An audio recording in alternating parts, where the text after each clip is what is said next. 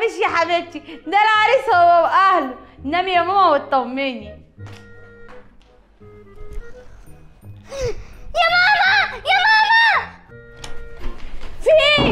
حلمت يا ماما ان انا قاعده عماله اكل كتير لحد ما بقيت قد السرير. لا اكل وتخنتي، ده معناه ان العريس اللي جاي تخين. نامي يا حبيبتي واطمني حبيبه امها. ماما تعالي بسرعه. ايه عين امك؟ يا ماما انا حلمت ان انا راكبه عربيه كبيره قوي وماشيه بسرعه. عربيه وبسرعه؟ ده معناها ان العريس جاي بسرعه. بقولك ايه، هو انت كل ما اقولك على حاجه تقولي لي عريس عريس، هو انت عايز تخلصي مني؟ طب هتشوفي. قومي قومي، شكل العريس جه. بالسرعه دي؟